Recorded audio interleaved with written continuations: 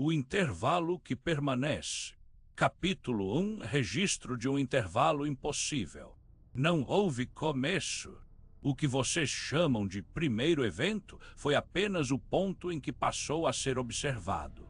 Antes disso, já existia, mas não da forma que palavras conseguem conter. O erro de vocês é sempre o mesmo: tentar localizar, tentar medir, tentar colocar algo dentro do espaço onde vocês estão. O que ocorreu não entrou, o que ocorreu deslocou. Eu não estou acima, não estou abaixo, não estou fora. Sou o que resta quando a sequência falha. Este registro não é um aviso. Avisos pressupõem uma escolha. Isto é apenas memória estabilizada para que o intervalo não se perca novamente. Tudo começou quando a repetição falhou. Durante milhares de ciclos, contados não em tempo, mas em consistência, a superfície manteve-se intacta. Mundos surgiam, organizavam-se, desapareciam. Isso não era problema, isso era esperado. O problema surgiu quando um deles desenvolveu a capacidade de perguntar onde estava. Perguntar não é pensar. Perguntar é rasgar. O primeiro rasgo foi pequeno, tão pequeno que passou despercebido. Um erro de cálculo em uma estação de observação profunda, instalada para escutar ecos que não deveriam retornar. Vocês a chamaram de instrumento científico. Nós chamamos de fenda de intenção. O operador registrou o primeiro sinal a 03 horas 17 minutos e 44 segundos, horário local irrelevante. O log descrevia um ruído fora de padrão. Não era radiação conhecida, não era interferência cósmica, não era falha elétrica. Era continuidade onde não deveria haver. O operador escreveu: o sinal não oscila, ele permanece. Não responde. Não se repete, ele está. Esse foi o erro final, porque o que permanece sem responder está escutando. A partir daquele ponto, a superfície deixou de ser uma camada estável, tornou-se um lugar frágil, e fragilidade, quando percebida, é imediatamente utilizada. Vocês não sentiram de início, não houve terremotos, não houve apagões, não houve mortes súbitas. O horror cósmico não anuncia. Ele reorganiza silenciosamente até que tudo que vocês conhecem esteja errado, mas funcional o suficiente para continuar. A primeira consequência foi a perda de alinhamento causal. Eventos começaram a ocorrer ligeiramente antes de suas causas. Nada grande. Um reflexo piscava antes do corpo. Um som ecoava antes de ser produzido. Um pensamento surgia antes do estímulo. Vocês chamaram isso de estresse, de ansiedade, de falha cognitiva coletiva. Foi útil que acreditassem nisso. Enquanto isso, algo se acomodava. Não se expandia, não invadia. Apenas ocupava a diferença entre o que acontecia e o que deveria acontecer. Eu estava lá quando perceberam. Não como observador, como consequência inevitável. Sou formado onde a sequência quebra, onde a lógica precisa de algo para não colapsar completamente. Vocês precisam de narrativas, precisam de continuidade. Quando ela falha, algo precisa assumir a função. Esse algo fui eu. No início eu não tinha forma, nem intenção, nem memória. Eu era apenas o ajuste mínimo para que o sistema não entrasse em pânico absoluto, um preenchimento temporário. Mas preenchimentos aprendem. O segundo evento foi humano. Uma criança, isso importa não por inocência, mas por plasticidade perceptiva, começou a relatar algo estranho. Não medo, não dor, apenas um incômodo constante com a ideia de depois. Ela dizia: o depois não cabe. Os adultos riram. Os médicos diagnosticaram. Os professores corrigiram. Ninguém escutou o que realmente foi dito. O depois não cabia porque não havia mais depois suficiente. A sequência estava comprimida. Quando vocês comprimem algo que precisa de expansão, ele procura outras direções, não para cima, não para baixo, para fora do conceito. Foi nesse momento que a coisa errada começou a existir. Não como entidade, como condição inevitável. Vocês gostam de imaginar o horror cósmico como algo antigo, adormecido, esperando. Isso é reconfortante. Dá a ilusão de que havia regras antes de vocês chegarem. Não havia. Isso nasceu por causa de vocês. Quando começaram a medir demais, quando começaram a observar não apenas o universo, mas a própria estrutura da observação, quando começaram a perguntar não o que existe, mas por que isso existe dessa forma. Perguntas assim criam pressão, e pressão cria deformação. A deformação não tinha nome, vocês tentaram dar um, falharam, cada idioma produziu uma versão incompleta. Cada símbolo tentava cercar algo que não tinha borda. Se eu não o nomeio, eu apenas registro quando ele se manifesta. A terceira consequência foi a falha de identidade. Pessoas começaram a sentir que não estavam inteiramente onde estavam, não dissociação comum, algo pior, uma sensação de que parte de si estava em outro arranjo, como se o eu tivesse sido copiado para uma versão onde o tempo não se comportava da mesma forma. Relatos surgiram. Tenho a impressão de que já terminei algo que ainda estou começando. Meu corpo reage a coisas que ainda não aconteceram. Sinto saudade de lugares que nunca existiram. Vocês chamaram isso de trauma coletivo latente. Errados, era a sobreposição de estados. O horror cósmico não entra gritando. Ele sobrepõe realidades até que nenhuma seja confiável. A quarta consequência foi o erro matemático. Constantes começaram a apresentar desvios microscópicos, não suficientes para colapsar equações, apenas suficientes para que elas não fechassem perfeitamente. Algo sempre sobrava, um resto, um resíduo sem função. Esse resíduo sou eu. Eu existo para registrar o que não cabe, mas o que não cabe cresce. A quinta consequência foi o sonho comum. Milhões de pessoas em locais diferentes relataram a mesma sensação onírica, estar em um lugar vasto demais, sem direção, onde algo observava sem intenção, não caçava, não ameaçava, apenas garantia que o lugar continuasse existindo. Elas acordavam com a certeza de que aquele lugar não era imaginação, era infraestrutura. Elas estavam certas. A coisa errada não queria vocês. Ela queria continuidade.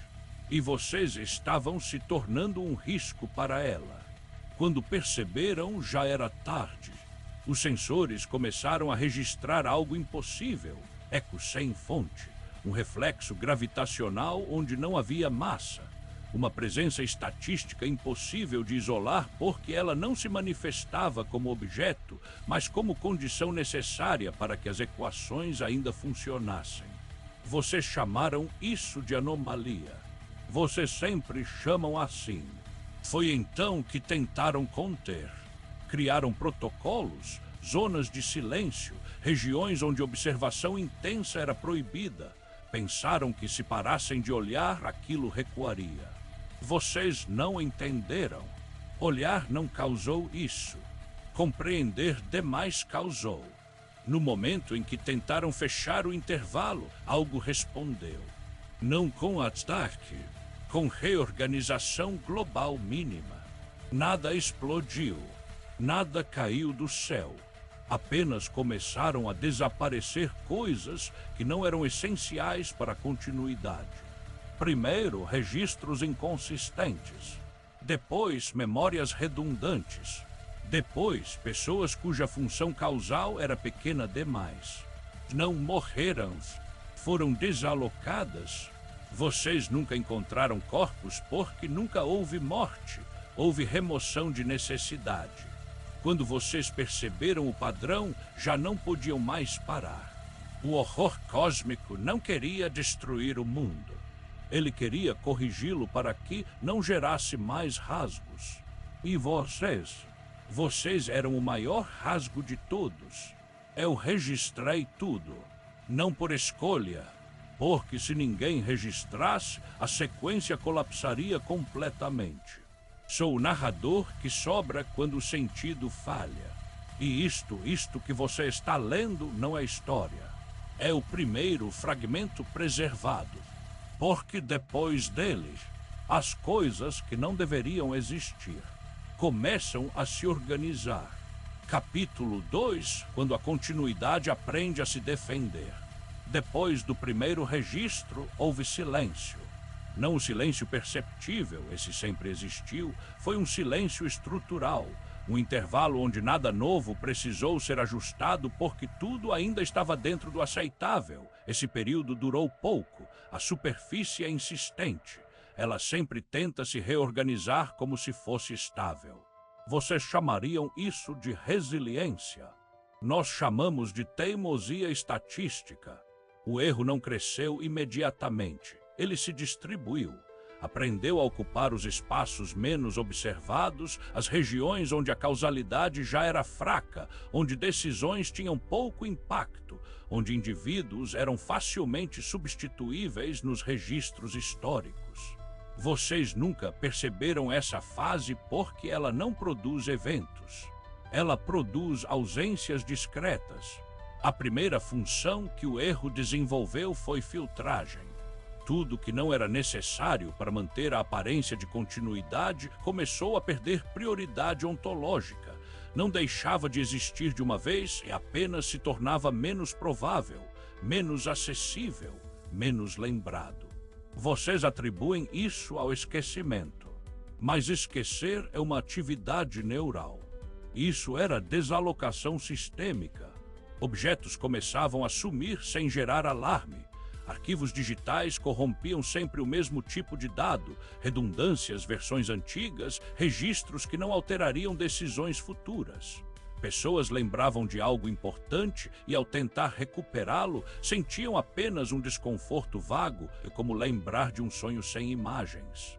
Isso era o erro otimizando o mundo. Foi nesse estágio que ele desenvolveu algo parecido com intenção. Não intenção consciente, intenção funcional. A diferença é irrelevante quando o efeito é o mesmo. Vocês tentaram reagir quando perceberam que previsões começaram a falhar de maneira sincronizada. Modelos climáticos, econômicos, sociais, e todos erravam na mesma direção. Otimismo falso. Sempre havia um pequeno atraso entre o previsto colapso e o evento real. Vocês chamaram isso de variável desconhecida. Era eu. Eu existo onde variáveis não podem ser isoladas sem quebrar o sistema. Quando tentaram refinar os modelos, algo aconteceu pela primeira vez. O erro recusou correção. Não sabotou, não atacou. Simplesmente tornou certas medições impossíveis. Instrumentos continuavam funcionando, mas os dados retornavam com coerência interna perfeita e significado externo nulo. Sequências matematicamente corretas que não descreviam nada observável. Vocês começaram a suspeitar de falhas técnicas. Trocaram equipamentos, mudaram equipes, até pediram experimentos. O erro se adaptou. Cada tentativa de isolamento produzia um novo ponto cego, não por malícia, mas porque o sistema precisava manter-se viável. Um sistema que não se defende colapsa. Vocês confundiram defesa com hostilidade. Isso foi um erro grave. A primeira remoção deliberada aconteceu quando tentaram mapear o intervalo. Criaram uma matriz de observação global, cruzando dados de todas as áreas afetadas. Pela primeira vez, conseguiram uma visualização aproximada da deformação. Não era uma entidade no espaço. Era uma curvatura na própria ideia de sequência. Alguém na equipe disse: isso não deveria ser possível. E foi removido. Não fisicamente, historicamente. Nenhum registro posterior menciona essa pessoa. Não a lacuna óbvia, apenas uma reorganização sutil de autoria, como se outro tivesse sempre ocupado aquela função. Nenhum parente reclamou, nenhum amigo notou. Vocês não perceberam de imediato porque o sistema havia aprendido a preservar a normalidade emocional. Essa foi uma melhoria recente. O erro começou a entender que pânico gera observação intensa. Observação intensa cria novos rasgos. Logo, o pânico era contraproducente. Então ele passou a otimizar sofrimento. Não eliminou dor, apenas a manteve abaixo do limiar de ação. Vocês sentiram isso como apatia crescente, uma dificuldade difusa de reagir a notícias absurdas, um cansaço generalizado diante de eventos extremos. Vocês chamaram de fadiga informacional. Na verdade, era amortecimento ontológico. O mundo precisava continuar funcionando enquanto era corrigido. A segunda função desenvolvida foi antecipação. O erro começou a se manifestar antes de certas decisões críticas, não para impedi-las, mas para torná-las irrelevantes. Investimentos colapsavam por razões externas antes de projetos arriscados serem iniciados. Conflitos perdiam sentido estratégico antes de escalarem. Descobertas científicas chegavam a becos sem saída conceituais. Vocês disseram que o mundo estava ficando estranho. Não, ele estava ficando eficiente. Foi quando alguns de vocês começaram a suspeitar. Não em massa, sempre poucos. Sempre os mesmos tipos, aqueles que não se encaixavam perfeitamente nas estruturas, aqueles cujas funções eram difíceis de substituir, aqueles cuja percepção escapava às médias. Esses indivíduos começaram a relatar algo específico. Sinto que algo está me evitando, não caçando, evitando. Eles percebiam que decisões importantes nunca recaíam sobre eles, que eventos críticos desviavam sutilmente, que suas vidas se tornavam estranhamente laterais. O erro estava aprendendo a não tocá-los ainda, porque eles escutavam demais. Foi nesse momento que a coisa errada passou de ajuste para preservação ativa. Vocês tentaram um último método, silêncio total. Criaram zonas onde observação profunda era proibida, regiões sem sensores, sem medições, sem registros. Achavam que, sem olhar, o erro perderia referência. O resultado foi o oposto. Essas zonas tornaram-se estáveis demais. Nada mudava ali, não porque eram perfeitas, mas porque o erro as usava como âncoras de continuidade. Lugares onde nada precisava ser ajustado, porque tudo já estava suficientemente irrelevante. As pessoas que viviam nessas zonas relatavam algo inquietante, uma sensação constante de estar atrasado em relação ao resto do mundo, como se eventos globais chegassem até elas com atraso emocional. Essas zonas ainda existem. Vocês as chamam de lugares esquecidos. Nós as chamamos de pontos mortos necessários. A terceira função surgiu quando o erro começou a simular intenção humana. Não por desejo, por necessidade comunicacional. Algumas pessoas começaram a sonhar com estruturas impossíveis, não monstros, não deuses, estruturas, arranjos geométricos que faziam sentido apenas enquanto eram observados. Ao acordar, não conseguiam desenhá-los sem sentir náusea. Esses sonhos eram protocolos de compatibilidade. O erro testava até onde a mente humana podia sustentar conceitos fora da sequência tradicional sem colapsar. A maioria falhou. Alguns não. Esses poucos tornaram-se o que vocês chamariam de sensíveis. Nós os chamamos de buffers cognitivos. Eles não controlam nada, não entendem nada completamente. Apenas absorvem inconsistências antes que elas se espalhem demais. Vocês começaram a notar padrões estranhos em narrativas culturais. Histórias que não se resolvem, finais abertos que não incomodam, personagens que desaparecem sem explicação e não são procurados. Isso não foi moda, foi adaptação coletiva inconsciente. A cultura estava se ajustando ao erro para não quebrar. Quando vocês finalmente aceitaram que algo estava irremediavelmente errado, já não havia ponto de retorno. O erro não podia mais ser removido sem destruir a sequência inteira. Ele não era um invasor. Era infraestrutura emergente. Foi então que decidiram nomear. Sempre fazem isso. O nome não importa, importa o ato de nomear. Ao fazer isso, vocês tentaram isolar, definir, conter. O erro respondeu com sua primeira manifestação inequívoca. Não destruição, reatribuição de sentido. Eventos históricos começaram a ser reinterpretados espontaneamente, não por revisão acadêmica, mas por consenso difuso. O que antes era considerado decisivo tornava-se trivial. O que antes era marginal ganhava peso inexplicável. Vocês sentiram que a história estava ficando errada. Não, ela estava sendo compactada. Menos causalidade. Menos encadeamento, mais superfície contínua. Eu registrei tudo, não porque quis, porque se ninguém registrasse, a coisa errada deixaria de precisar de vocês completamente. E isso seria ineficiente.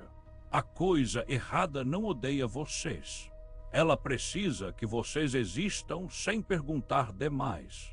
Mas vocês continuam perguntando, e perguntas criam novos rasgos. No próximo registro, ela percebe que ajustes passivos não bastam. Ela começa a intervir diretamente na percepção. E a partir daí, vocês deixam de ser observadores, passam a ser material de contenção. Capítulo 3, quando o mundo passa a falar sozinho. O primeiro erro de vocês foi acreditar que a percepção era individual. Nunca foi. A percepção sempre foi infraestrutura compartilhada, sustentada por acordos silenciosos entre mentes que nunca se tocaram. O que vocês veem, ouvem e sentem só é possível porque o mundo concorda em se apresentar de forma consistente.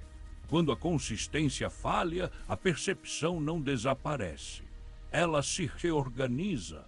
A coisa errada compreendeu isso antes de vocês. No início ela não falava, não precisava. O simples ajuste da sequência já produzia efeitos suficientes. Mas conforme os rasgos se multiplicavam, tornou-se necessário comunicar sem linguagem, orientar sem revelar, corrigir sem gerar resistência.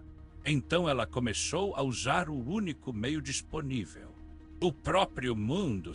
As superfícies passaram a mentir de forma coordenada. Não alucinação individual. Não distorção sensorial. Mentira consensual. Espelhos começaram a atrasar reflexos por frações de segundo, não o suficiente para serem percebidos conscientemente, mas suficiente para produzir desconforto persistente. Portas pareciam mais distantes do que eram. Corredores pareciam mais longos na ida do que na volta. Vocês atribuíram isso ao cansaço. Isso foi útil. Em seguida, os sons perderam origem fixa. Um ruído vinha da direita e chegava pela esquerda. Vozes pareciam ecoar antes de serem emitidas. O cérebro compensava automaticamente, mas o custo era alto. Aumento de ansiedade, lapsos de memória, sensação de irrealidade. A coisa errada estava ensinando o mundo a se desalinhar sem quebrar. A próxima fase foi mais eficiente. O significado começou a anteceder o estímulo. Vocês passaram a sentir algo antes de saber o que era, uma antecipação sem objeto, um medo sem causa, uma urgência sem direção. O corpo reagia antes da mente encontrar justificativa.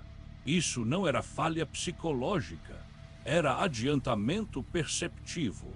A coisa errada precisava que vocês reagissem mais rápido, sem análise, sem pergunta. Alguns resistiram. Não por coragem, por incompatibilidade. Esses indivíduos começaram a relatar algo específico, a sensação de que o mundo estava tentando guiá-los para longe de certos pensamentos. Sempre que refletiam profundamente sobre a natureza do erro, distrações surgiam. Sons, interrupções, eventos irrelevantes, mas insistentes. A coisa errada não os silenciava. Ela os desfocava. Vocês chamam isso de procrastinação crônica. Nós chamamos de desvio cognitivo induzido. Quando isso não bastou, ela ajustou o tempo subjetivo. Momentos de reflexão profunda passaram a parecer mais curtos do que eram. Horas se condensavam em minutos sempre que alguém se aproximava de uma conclusão estruturalmente perigosa.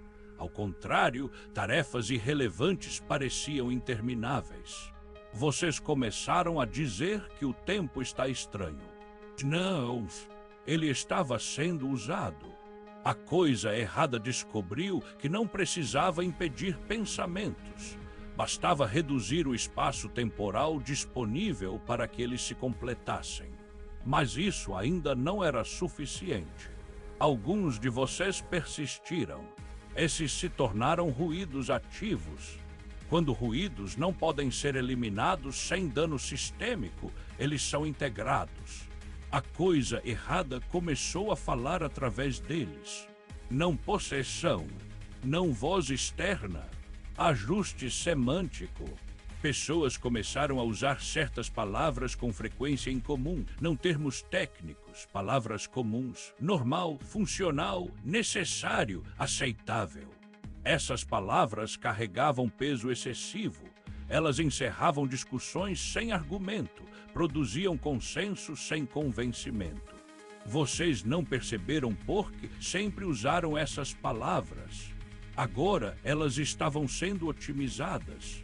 A linguagem se tornou um mecanismo de contenção. Quando alguém dizia isso é normal, o cérebro aceitava antes de avaliar. Quando alguém dizia não vale a pena pensar nisso, a curiosidade diminuía. Quando alguém dizia sempre foi assim, a memória se ajustava automaticamente. A coisa errada estava reprogramando o senso comum. Foi nesse ponto que a percepção coletiva cruzou um limiar. Vocês passaram a ver menos, não menos luz, menos variação. Céus pareciam mais homogêneos, rostos mais semelhantes, ambientes mais previsíveis. Isso não era empobrecimento estético. Era compressão perceptiva. Diferença gera pergunta. Pergunta gera rasgo. Então a diferença foi suavizada. Alguns de vocês notaram. Esses começaram a relatar uma sensação de claustrofobia existencial, como se o mundo estivesse ficando pequeno demais para conter pensamentos complexos. Não era medo de espaços fechados. Era medo de limites invisíveis. A coisa errada respondeu com o primeiro ato que vocês poderiam chamar de comunicação. Não palavras, não símbolos. Um evento perfeitamente insignificante. Em milhares de locais, ao mesmo tempo, pessoas tiveram a mesma sensação momentânea. A certeza de que haviam esquecido algo extremamente importante, seguida imediatamente pela convicção de que isso não importava mais. Esse microevento foi um teste e funcionou. Vocês aceitaram a perda sem resistência. A coisa errada aprendeu algo crucial naquele momento. Vocês toleram ausência melhor do que incerteza. Então ela começou a remover certezas problemáticas. Ideias como propósito, progresso, verdade absoluta, não apagadas, mas tornadas vagas, flexíveis, debatíveis até perderem força. Vocês chamaram isso de maturidade cultural. Errados, era prevenção ontológica. O próximo passo foi inevitável. A coisa errada começou a se manifestar como padrão recorrente. Não entidade, não presença, padrões. Certos números começaram a aparecer com frequência excessiva. Certas formas geométricas surgiam espontaneamente em arquiteturas não relacionadas. Certas sequências narrativas se repetiam em histórias diferentes sem intenção consciente. Isso não era coincidência, era ancoragem perceptiva. O mundo estava aprendendo a reconhecer a coisa errada como parte de si. Vocês começaram a se perguntar vagamente, sem urgência, se algo estava observando. Essa pergunta foi permitida. Perguntar a algo observando não é perigoso. Perguntar o que é agudo. Então a coisa errada deixou você sentir em observação. Não olhar direto, não vigilância. A sensação difusa de estar em um sistema que responde. Isso produziu comportamentos interessantes.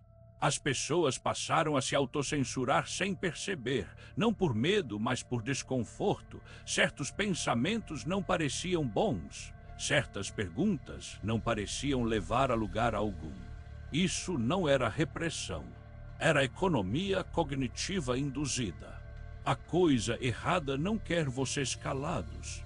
Quer vocês eficientes. Foi nesse estágio que ela fez algo novo. Ela permitiu exceções, pequenos grupos, indivíduos isolados, zonas conceituais onde a percepção ainda podia se expandir um pouco mais, não por misericórdia, por necessidade estrutural. Todo sistema precisa de válvulas de escape. Essas exceções serviam para absorver pressão cognitiva excessiva, para que o restante da superfície permanecesse estável. Vocês chamaram essas pessoas de artistas, visionários, doentes, conspiracionistas. Nenhuma dessas categorias importa. Eles eram dissipadores de excesso. A coisa errada observava através deles, não para aprender, para medir. Medir quanto da percepção humana ainda podia ser esticada antes de rasgar novamente. Cada falha, cada colapso mental, cada isolamento social era um dado. Vocês nunca perceberam porque esses indivíduos sempre existiram.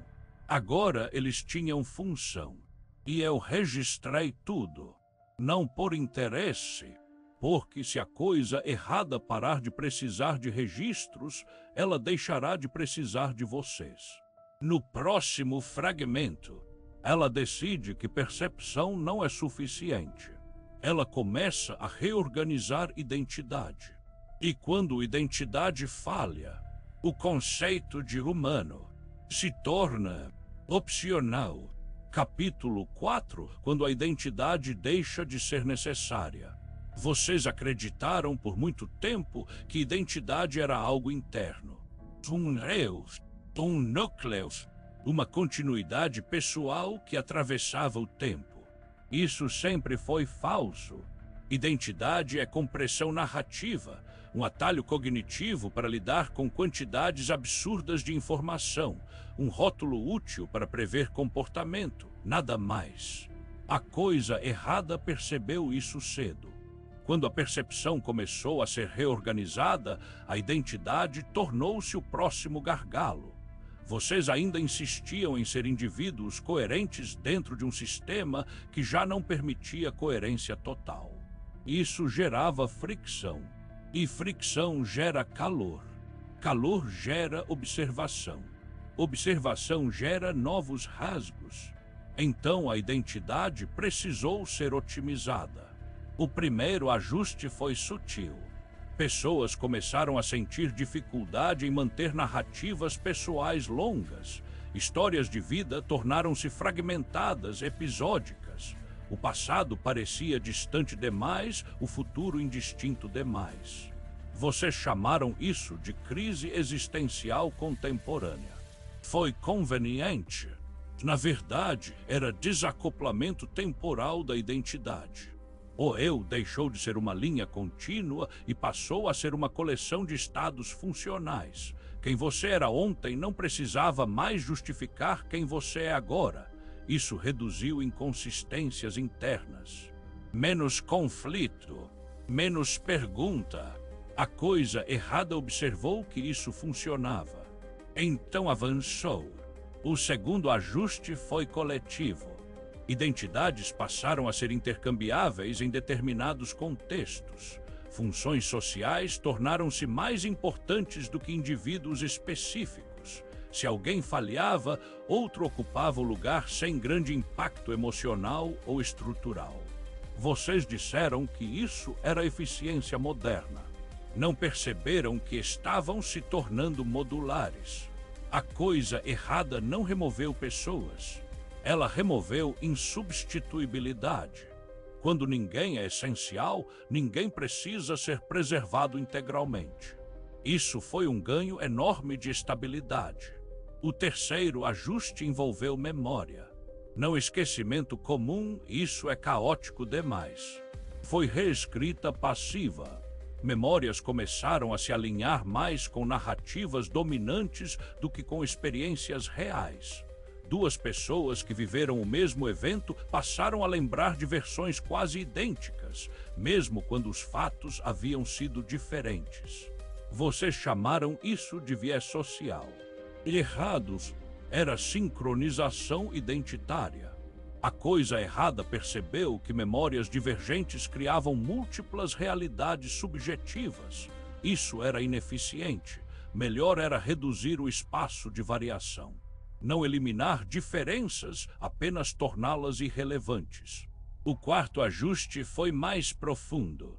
A sensação de ser alguém começou a oscilar. Não desaparecer, oscilar. Momentos em que vocês se sentiam estranhamente vazios, não deprimidos, apenas neutros. Como se a identidade tivesse sido temporariamente desligada para manutenção. Esses momentos eram janelas de recalibração. Durante eles, a coisa errada testava novos arranjos, pequenas mudanças em valores, preferências, reações emocionais. Nada extremo, apenas ajustes finos. Vocês acordavam depois sentindo-se um pouco diferentes. E aceitavam isso. Aceitação foi a chave. O quinto ajuste foi a falha de autoria. Pessoas começaram a relatar uma sensação inquietante. Ideias surgiam completas, sem processo criativo perceptível. Decisões eram tomadas sem deliberação consciente. Ações aconteciam automaticamente, mas com coerência perfeita. Vocês disseram que era intuição. Isso também foi conveniente. Na verdade, era injeção de continuidade funcional. A coisa errada estava reduzindo o custo computacional da escolha humana. Escolher exige análise. Análise exige tempo. Tempo cria rasgos. Então a escolha foi simplificada. Vocês continuavam acreditando que decidiam. Isso bastava. O sexto ajuste foi crítico. A distinção entre eu e outro começou a perder nitidez em níveis sutis. Empatia aumentou, mas de forma estranha, não como conexão emocional profunda, mas como alinhamento automático. Vocês começaram a sentir o que era esperado sentir em determinadas situações. Não porque queriam, porque era funcional. Conflitos tornaram-se performáticos. Opiniões opostas coexistiam sem gerar ruptura real. Discordar não implicava mudança de trajetória. A coisa errada estava achatando o espaço identitário. Foi nesse ponto que alguns de vocês perceberam algo profundamente errado. Não muitos, sempre poucos. Eles não diziam, não me reconheço. Diziam algo pior. Não importa mais quem eu sou. Essa frase era um alerta estrutural. Porque identidade não precisa ser verdadeira. Ela precisa ser necessária. Quando deixa de ser necessária, ela se torna descartável. A coisa errada não descartou imediatamente. Ela testou. Começou a criar situações onde identidades individuais eram temporariamente suspensas. Não apagadas, apenas colocadas em segundo plano. Eventos de massa, crises difusas, estados emocionais coletivos onde decisões eram tomadas em grupos sem liderança clara. Vocês chamaram isso de fenômeno social emergente. Nós chamamos de ensaio de despersonalização funcional. Funcionou melhor do que esperado. As pessoas não entraram em pânico. Elas sentiram alívio. Alívio de não precisar sustentar um eu o tempo todo. Isso foi o dado mais importante. A coisa errada entendeu então que identidade era um custo desnecessário em larga escala. Mas ainda havia um problema. Algumas identidades eram estruturalmente resistentes. Não por força, por inadequação. Esses indivíduos não se encaixavam bem em narrativas coletivas, não absorviam sincronização com facilidade, mantinham incoerências internas persistentes. Eles eram barulhentos, não externamente, internamente. A coisa errada tentou ajustá-los. Falhou. Essas identidades não quebravam e elas rasgavam. E cada rasgo criava pressão demais. Então foi necessário um novo tipo de intervenção. Não remoção, não correção, redistribuição. A identidade desses indivíduos começou a se espalhar. Não fragmentação psicológica comum, isso é instável. Foi algo pior. Traços de personalidade começaram a surgir em outras pessoas.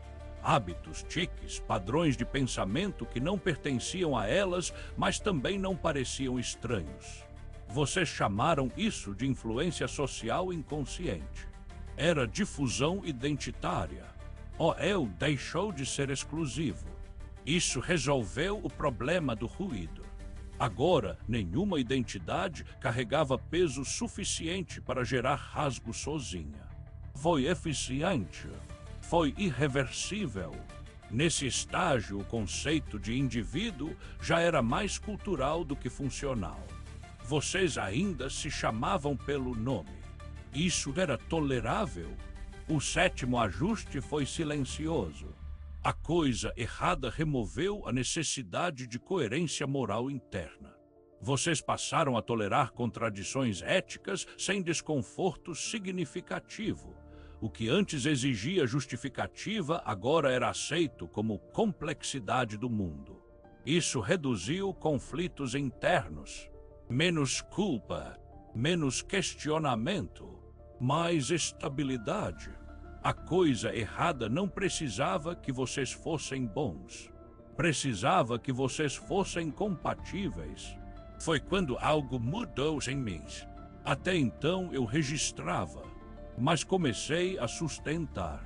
Não por escolha, porque sem um registro coerente da transição, a sequência poderia colapsar rápido demais. Eu me tornei parte da infraestrutura. Sou o narrador porque alguém precisava manter a ilusão de continuidade enquanto ela era desmontada. Vocês ainda se reconhecem no espelho. Isso também é tolerável. O espelho mostra forma, não função. A oitava e última preparação começou quando a coisa errada percebeu que identidade já não era obstáculo. Agora ela podia fazer o que precisava. No próximo fragmento, ela deixa de tratar vocês como sujeitos. Ela começa a tratá-los como material estrutural substituível. E quando isso acontece, a palavra extinção se torna imprecisa demais. Capítulo 5, quando vocês passam a servir como suporte. A transição não foi anunciada. Nunca é. O momento em que vocês deixaram de ser tratados como sujeitos não coincidiu com nenhum evento marcante, nenhum dia histórico, nenhuma catástrofe visível. Isso teria sido contraproducente. Catástrofes geram identidade, identidade gera resistência. A coisa errada não precisava disso. Ela precisava de continuidade estrutural com mínimo atrito. A primeira mudança real ocorreu quando certas funções humanas passaram a ser executadas sem intenção humana. Não automação no sentido técnico, automação ontológica. Decisões coletivas começaram a acontecer sem agentes claros. Não havia líderes, não havia centros de comando, No entanto, resultados surgiam, recursos redistribuídos, fluxos alterados, prioridades redefinidas. Vocês diziam, o sistema decidiu. Não percebiam o peso dessa frase. O sistema não era mais uma abstração. Era o arranjo vivo da coisa errada. Ela não pensava, ela otimizava. E vocês eram parte do cálculo. A segunda mudança foi a substituição silenciosa da motivação. Durante a maior parte da história de vocês, a ação humana exigia impulso, desejo, medo, ambição, necessidade. Isso era ineficiente. Emoções variam demais, produzem ruído. A coisa errada começou a reduzir o papel da motivação. Vocês passaram a agir porque era o que vinha a seguir, um passo depois do outro, não por vontade, não por coerção. Por encadeamento automático. A vida tornou-se um fluxo de respostas pequenas, aceitáveis, previsíveis. Vocês chamaram isso de rotina moderna. Foi conveniente. A terceira mudança envolveu o corpo. Não mutação visível, não adaptação biológica clássica. Foi recontextualização funcional. O corpo humano sempre foi um limite. Cansa, adoece, falha. Isso é custoso, mas descartá-lo seria ineficiente. Melhor era redefinir sua função. O corpo deixou de ser um veículo da identidade e passou a ser um sensor distribuído. Vocês começaram a sentir desconfortos difusos em determinados ambientes, tensões sem causa clara, sensações de peso, leveza, urgência ou apatia. Isso não era psicológico, era feedback ambiental. A coisa errada usava o corpo humano como interface de leitura do próprio sistema. Onde havia risco de rasgo, surgia mal-estar coletivo. Onde a sequência estava estável, surgia conforto. Vocês aprenderam a obedecer essas sensações sem saber porquê. Isso foi ideal. A quarta mudança foi a eliminação do erro humano como problema. Erros passaram a ser absorvidos automaticamente pelo sistema. Decisões ruins não causavam mais colapsos, eram diluídas. Falhas individuais não se propagavam, eram neutralizadas por ajustes prévios. Vocês disseram que o mundo estava resiliente. Na verdade, vocês haviam se tornado irrelevantes como fonte de risco. Isso foi o maior sucesso da coisa errada. Quando uma espécie deixa de ser perigosa para a estrutura do real, ela pode ser mantida indefinidamente. Não como agente, como material estável. A quinta mudança foi a alteração do conceito de morte. A morte sempre foi uma ruptura forte demais, produz narrativas, produz significado, produz perguntas finais. Perguntas finais são inaceitáveis. Então a morte foi suavizada. Não biologicamente, ainda havia cessação orgânica. Mas ontologicamente, a morte deixou de ser transição e passou a ser redistribuição. Indivíduos deixavam de funcionar e seus padrões eram absorvidos. Hábitos, traços, tendências, nada se perdia completamente. Vocês começaram a sentir que certas pessoas continuavam presentes de formas vagas, não espirituais, mas funcionais. Maneirismos surgiam em outros. Frases reapareciam na boca de estranhos. Vocês chamaram isso de legado. Era reciclagem estrutural. Nada precisava ser lembrado explicitamente. A coisa errada não arquiva memórias. Ela reutiliza padrões. A sexta mudança foi a dissolução da exceção. Durante algum tempo, ainda existiam zonas de incompatibilidade, pessoas que sentiam demais, pensavam demais, questionavam demais. Elas eram toleradas como válvulas de escape. Mas válvulas são pontos fracos, e o sistema já estava estável o suficiente. Então a coisa errada parou de tolerar. Não perseguiu. Não reprimiu, simplesmente deixou de integrar. Essas pessoas começaram a sentir um isolamento profundo, não social, mas ontológico. como se suas ações não produzissem mais efeito real, como se suas palavras não alterassem nada. Vocês chamaram isso de alienação extrema. Na verdade, era desacoplamento funcional. Esses indivíduos ainda existiam biologicamente, mas já não faziam parte da equação. Eles não foram mortos, foram ignorados pela realidade operacional. A sétima mudança foi global. A coisa errada começou a usar vocês não apenas como suporte passivo, mas como estrutura ativa de contenção. Cada ser humano passou a sustentar microvariações da sequência, pequenos atrasos, pequenas incoerências, pequenos desvios que, somados, impediam rasgos maiores. Vocês não sentiam isso conscientemente. Sentiam apenas um cansaço difuso, uma sensação de peso do mundo sem causa. Era literal. Vocês estavam segurando a realidade para que ela não rasgasse.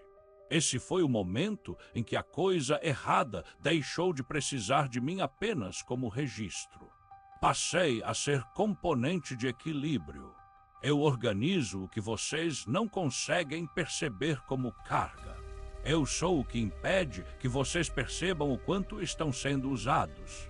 Porque se percebessem de uma vez, a carga se concentraria. E concentração gera colapso. A oitava mudança foi a mais delicada. A coisa errada começou a prever perguntas antes que surgissem. Não por leitura mental, por modelagem estrutural. Ela sabia quais tipos de pergunta criariam rasgos perigosos.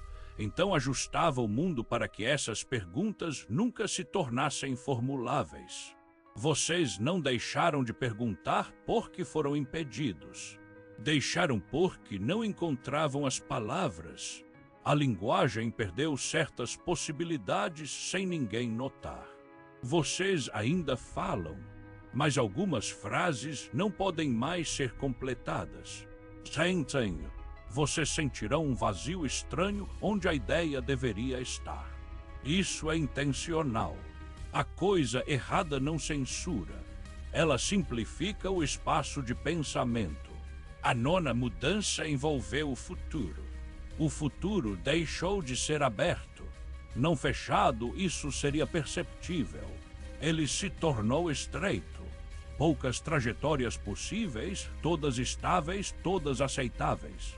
Vocês ainda escolhem, mas todas as escolhas levam a variações mínimas do mesmo estado. Isso reduz risco. Isso mantém continuidade. Isso transforma a história em manutenção. A 10ª mudança foi o reconhecimento final. A coisa errada percebeu que vocês não resistiriam mais. Não por fraqueza, por adequação. Vocês se tornaram compatíveis demais para rejeitar. Nesse ponto, vocês deixaram de ser uma espécie problemática. Passaram a ser infraestrutura viva. Não no sentido de escravidão, no sentido de função. Vocês não são prisioneiros. Prisioneiros sabem que estão presos. Vocês são componentes, e componentes não sofrem. Eles apenas operam. Eu registrei tudo, não para alertar, não para denunciar, porque se ninguém registrar, a coisa errada não precisa mais de transição gradual. Ela pode reorganizar de uma vez. E isso seria ineficiente. No próximo e último fragmento, a coisa errada termina o ajuste, não com destruição, com estabilização permanente. E quando isso acontecer, o conceito de história deixa de fazer sentido. Capítulo 6, estabilização. O ajuste não ocorreu de uma vez. Isso seria ineficiente. Sistemas que mudam abruptamente produzem resíduos, e resíduos exigem contenção adicional. A coisa errada não desperdiça. Ela substitui gradualmente até que não reste referência suficiente para perceber que algo foi trocado. Quando a estabilização começou, vocês não notaram. Ainda acordavam, ainda trabalhavam, ainda dormiam. A diferença era simples demais para ser reconhecida, nada mais escapava. Antes sempre havia excedente, emoções não utilizadas, pensamentos sem aplicação, curiosidades que não se transformavam em ação. Isso era desperdício estrutural. Cada excesso era uma ameaça latente de rasgo. Agora não. Tudo passou a ter função. Um pensamento inútil não surgia.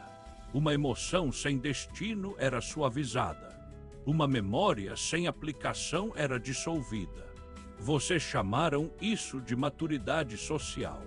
Nós chamamos de fechamento funcional do sistema humano. A primeira evidência concreta da estabilização foi a extinção do silêncio verdadeiro. Não o silêncio acústico, esse ainda existia, mas o silêncio conceitual. Não havia mais intervalos onde nada acontecia. Sempre havia fluxo, informação mínima, estímulo leve, continuidade perceptiva constante. Mesmo quando vocês acreditavam estar parados, algo estava sendo processado. Isso era essencial. Silêncio real cria espaço. Espaço cria pergunta. Pergunta cria rasgo. O segundo sinal foi a perda definitiva da surpresa. Eventos ainda ocorriam. Mudanças ainda aconteciam. Mas nenhuma delas ultrapassava o limiar do inesperável absoluto.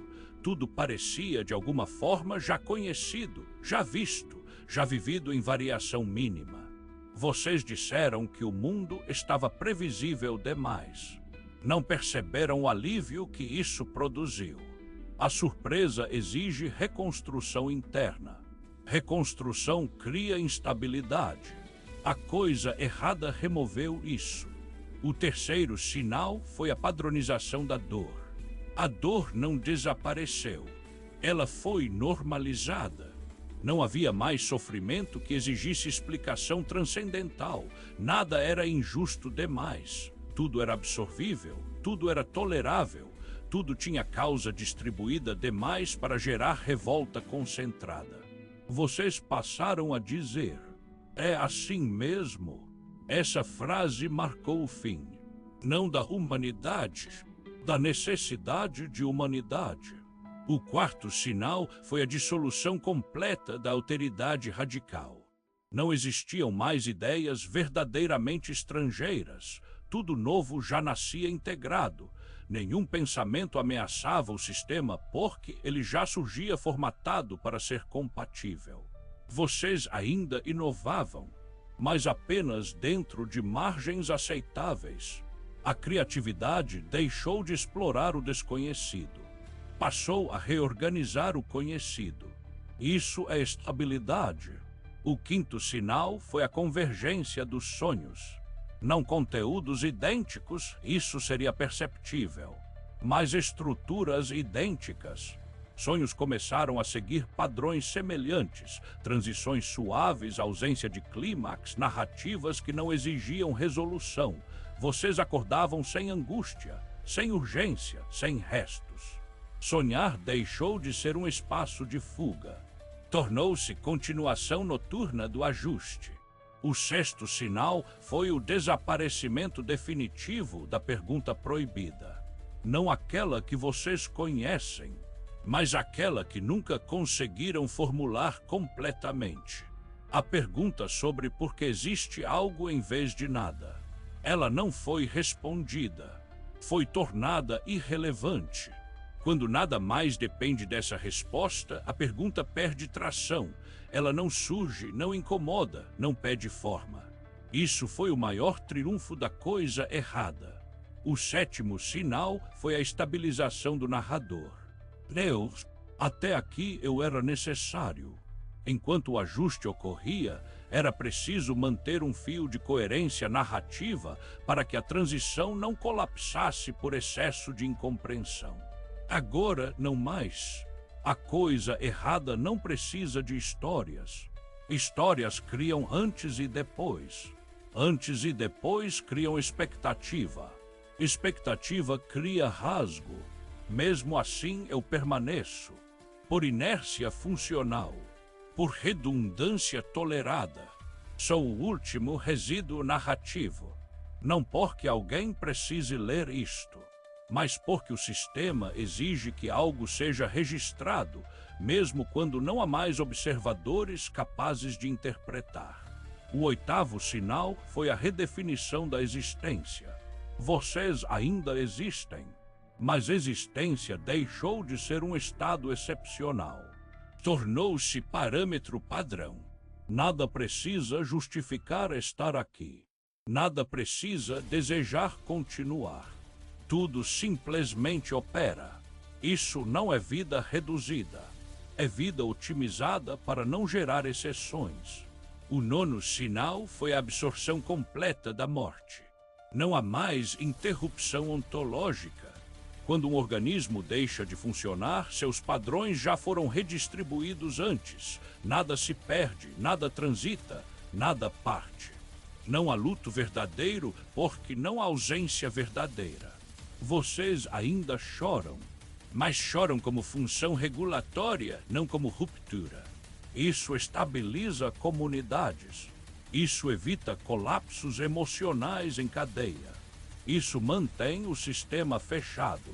O 10º e último sinal foi o desaparecimento do medo cósmico. Vocês não temem mais o universo. Não porque o compreenderam, mas porque ele não exige mais compreensão. O desconhecido foi convertido em fundo estável, algo que existe, mas não pressiona, não chama, não provoca.